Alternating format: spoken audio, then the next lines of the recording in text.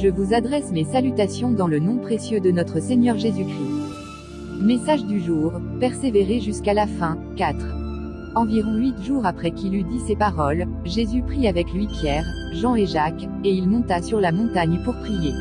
Pendant qu'il priait, l'aspect de son visage changea, et son vêtement devint d'une éclatante blancheur. Et voici, 2 hommes s'entretenaient avec lui, c'étaient Moïse et Élie, qui, apparaissant dans la gloire, parlaient de son départ qu'il allait accomplir à Jérusalem. Pierre et ses compagnons étaient accablés de sommeil, mais, s'étant réveillés, ils virent la gloire de Jésus. Luc 9, 28 à 32.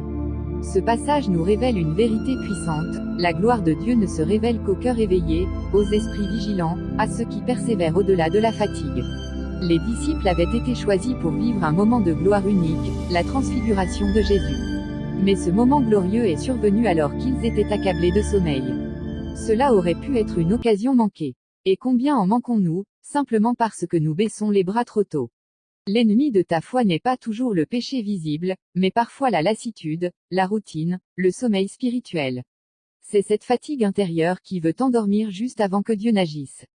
Ne t'endors pas avant le miracle. Ne quitte pas la montagne avant la gloire. Ne cesse pas de prier, de chercher, de veiller. Car ceux qui se réveillent, ceux qui tiennent bon, verront sa gloire. Ils verront des choses que les autres ne verront jamais. La gloire était là, mais seuls ceux qui sont restés, éveillés, attentifs, ont pu la contempler. Alors persévère. Même si tu es fatigué, même si tu ne vois encore rien, tiens bon. Continue de monter, continue de veiller, continue de prier. Ta récompense, ce n'est pas seulement une réponse, c'est la vision de sa gloire. Amen. Je vous souhaite une agréable journée sous le regard bienveillant de notre Seigneur Jésus-Christ. Prophète Mamadou Sekongo.